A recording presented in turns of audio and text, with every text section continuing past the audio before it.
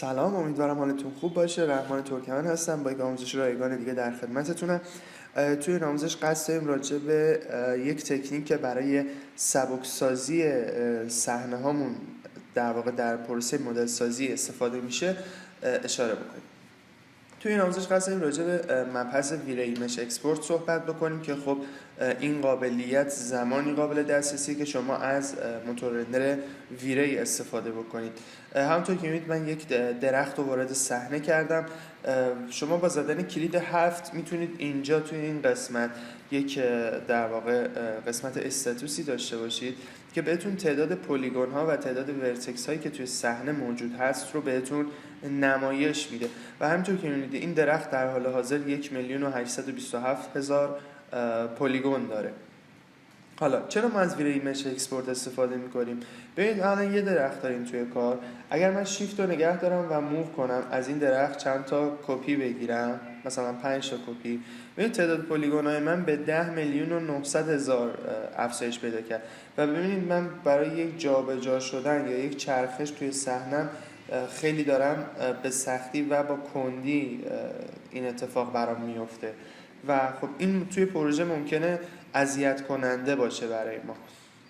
یکی از کارهایی که ما میتونیم بکنیم اینه که بیایم این مدلایی که در واقع داریم توی صحنمون رو انتخاب کنیم، بیایم به پنل دیسپلی توی کاماند پنل دیسپلی در قسمت دیسپلی پراپرتیز دیسپلی از باکس رو بزنیم که تمام شکل‌های ما به شکل یک باکس نمایش داده میشه و هر زمان خاصی میتونیم انتخاب کنیم دوباره این تیک رو برداریم تا به حالت اولش برگرده. فقط نکته‌ای که داره ببینید دیسپلی از باکس حالت نمایش در واقع اون مدل‌های ما رو در واقع به صورت یک باکس نشون میده و ویوپورت سبکتری ما داریم، اما همچنان تعداد پلیگون‌های صحنه ما همون 10 میلیونه. خب مطمئنا این مدل ها داره روی رم ما لود میشه و خب این 10 میلیون پلیگون رم زیادی رو اشغال میکنه. پس راه حل ما چیه؟ راه حل ما اینه قبل از اینکه شما بخواید در واقع بذارید من یک کپی از این بگیرم که قبل از اینکه شما بخواید این درخت رو در واقع اسکتر کنید، پخش کنید، حتما انتخابش کنید، کلیک راست کنید، توی کواد منوتون در قسمت ویره مش اکسپورت کلیک میکنید، این پنجره ویره مش اکسپورت برای شما باز میشه. به کمک این پنجره میتونید از این در واقع درختتون پروکسی بسازید. حالا توی قسمت فولدر به کمک براوز میتونید آدرس اون محل ذخیره سازی این مش اکسپورتتون رو مشخص کنید. به کمک این دوتا گزینه export all selected و export each selected. ببینید این در واقع خاصیتش اینه اگر شما چند تا درخت داشته باشید یا درخت شما از چند جزء تشکیل شده باشه و گروپ شده باشه، اگر بذارید روی export all selected چیکار میکنه؟ همه اونها رو توی یک فایل اکسپورت میکنه براتون. اما اگر بذارید روی export each selected، اگر 10 تا مثلا درخت داشته باشید هر کدوم از اینا رو توی یک فایل جدا جدا براتون اکسپورت میگیره. خب توصیه من به شما چیه؟ اینه که حتما اگر درخت شما یک درخت شما متشکل از چند قسمته، مثلا تنش جداست، برگاش جداست، شاخه‌اش جداست، حتما همه رو با هم اتچ بکنید، در حالت گروپ نباشه. همونطور که می‌بینید این درخت الان همه این قسمتاش با هم اتچ شده، یعنی یک واحد هست. توی این حالت دیگه فرقی نمی‌کنه شما از کدوم گزینه استفاده کنید. این تفاوتش فقط زمانی که مثلا شما دو تا درخت رو با هم انتخاب می‌کنید. حالا مهمه که شما روی export each selected object بزنید یا export all selected object که در این حالت هر دو رو توی یک فایل ذخیره می‌کنه، در این حالت هر کدوم رو توی یک فایل. اوکی. و بهترین حالت اینه که شما حتما درختی که اتچ کردین رو تکی اکسپورت بکنید که مشکلی برای مکس به وجود نیاد، کرش نکنه، بیرون نپره و بعد از این که حالا پروکسیش کردید اون رو بیایید و کپی کنید، اسکتر کنید. خب اگر از این حالت export each selected در واقع خواستید استفاده کنید، اینجا میتونید آدرس بدید که حالا به چه اسم، با چه نام و چه محلی ذخیره بشه. قسمت اکسپورت انیمیشن، اگر این درخت شما حالا تو نرم افزارهای دیگه مدل سازی شده باشه، مثلا مثل اسپید تیری روش انیمیشن چیزی در واقع اجرا شده باشه، اگر این اکسپورت انیمیشن رو بزنید اون مشخصات انیمیشنش هم همراه با این درخت ذخیره میشه. قسمت اتوماتیکالی کرییت پروکسی، اگر این تیک رو بزنید این درخت شما به یک پروکسی تبدیل میشه.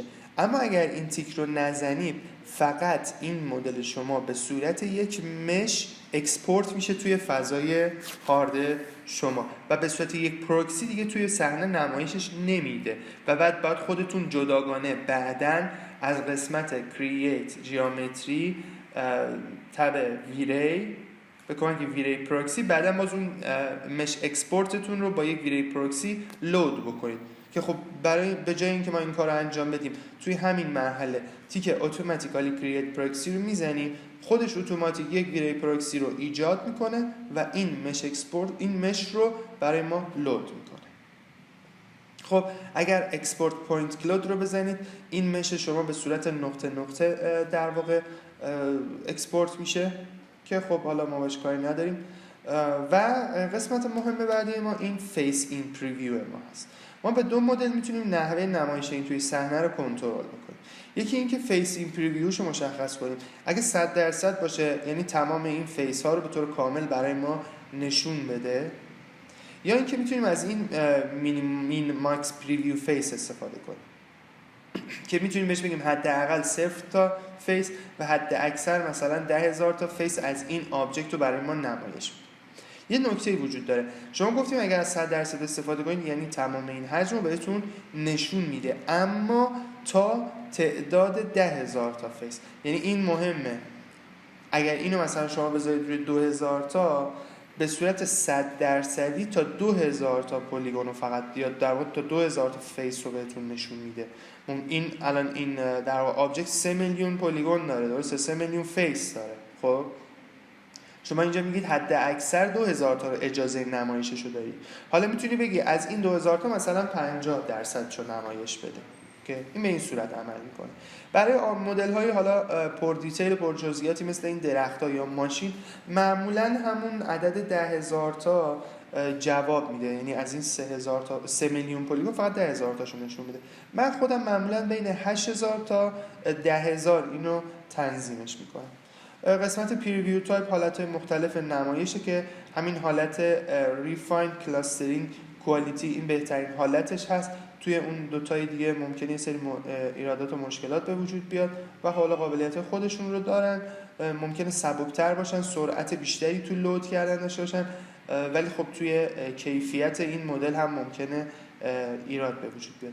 همین حالت کوالیتیش از همه بهتر است.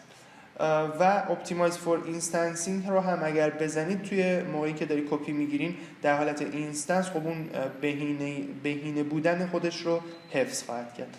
و در انتها روی گزینه اوکی که کلیک بکنید ممکنه یه مقداری طول بکشه چون به هر حال میخواد اینو اکسپورت کنه و به پروکسی تبدیلش بکنه.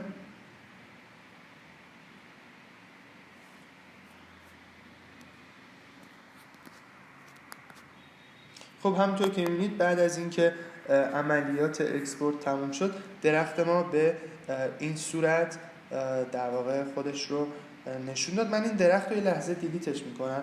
نیا کنین ما 3 میلیون داشتیم الان به 9995 پلیگون کاهش پیدا کرد و حالا چرا نشده 10,000 تا؟ به خاطر اینکه ما حد اکثر 10,000 پلیگون رو براش مشخص کردیم و خب طبیعتاً از اون کمتره. و حالا شما نگاه کنید اگر من الان 10 تا کپی بگیرم در حالت اینستنس ازش، ببین همچنان دارم به راحتی و سرعت زیاد توی صحنه میچرخم و 10 تا درخت هم توی صحنه موجوده. ضمن اینکه من کنترل زد بزنم تا اون درخت اولیه‌مون برگرده. خب ببین یک رندر میگیرم، فقط قبلش یه لحظه بذارید این صحنه رو من سیو بکنم که دوچار مشکل نشه.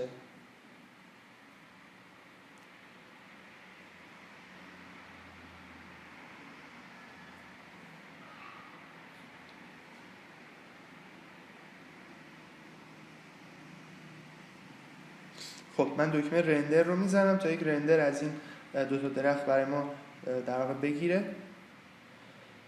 و همطور که می‌بینید هر دو درخت بدون هیچ تفاوتی نسبت به همدیگه دارن توی رندر خودشون رو نمایش میدن و هیچ مشکلی هم برای هیچ کدوم از این درخت‌ها به وجود نیومده. البته خب این درخت حالت عادی خودش رو داره و همطور که می‌بینید پروکسیش هم هیچ موردی نداره و شما میتونید به راحتی تعداد خیلی زیادی از این درخت رو توی صحنه‌تون کپی بگیرید بدون اینکه مشکلی براتون به وجود بیاد. فقط یه نکته رو حتما توجه داشته باشید، این پروکسی که شما ایجاد میکنید توی تایم رندرتون تأثیری نداره. یعنی واقعا فکر نکنید من اگه مثلا توی این رندر تو حالت عادی مثلا از این 3 تا میگیرم تو رندرم خیلی سنگین میشه، اگه پروکسیش کنم حالا بیام 10 تا بگیرم. نه، این خاصیت فقط توی قسمت مدل سازی تو صحنه‌تون اتفاق میفته و رم کمتری اشغال میشه و خب خیلی میتونه براتون مفیدتر باشه. یک نکته خیلی مهم هست که قبل از این که حتما شما پروکسی بکنید اون رو انجام بدید، اینه که حتما شما آدرس اون در واقع محل تکسچر، ببینید توی آرک مدل ها همیشه یک فولدری داریم به نام تکسچر یا مپ که تمام اون تکسچر یا بافت هایی که توی این درخت و متریال این درخت استفاده شده موجوده. حتما این آدرس رو کپی کنید قبل از پروکسی. توی کاستومایز کانفیگور یوزر پد اکسترنال فایل اد رو میزنیم، توی قسمت پد پیست میکنیم و یوز پس رو میزنیم اوکی تا این تکسچر ها حتما اینجا ذخیره بشه. بعد به متریال ادیتور میایم. حالا متریال ادیتورتون چه تو حالت اسلیت بود یا چه توی حالت کامپکت اون رو قرار دادید فرقی نمیکنه. حتما به کمک قطره چکون متریالتون رو پیک کنید تا این متریال درخت شما توی متریال ادیتورتون موجود باشه. این هم در حالت اسلیت اوکی. خب بعد از این که متریالتون رو پیک کردید توی قسمت بیت مپ روش دبل کلیک میکنم و میام روی قسمت بیت مپ پارامترز ویو ایمیج، این تکسچر رو نگاه میکنم که باشه حتما لود شده باشه و متریال رو داشته باشم. بعد اینو تبدیل به پروکسی میکنم، چون اگر شما این مدلتون رو به پروکسی تبدیلش بکنید دیگه دسترسی به متریالش ندارین و نمیتونین متریالش رو تغییر توش ایجاد بکنید. پس حتما قبل از پروکسی متریال تکسچراتون رو معرفی کنید، متریالتون رو به کمک قطره چکون پیک بکنید تا متریالتون باشه که بعد از اینکه پروکسی شد بتونید متریالتون رو تغییرات رو توش اعمال کنید اگر نیاز داشتید. خب امیدوارم این آموزش هم براتون مفید بوده باشه. ممنون از همراهیتون. خدا نگهدار.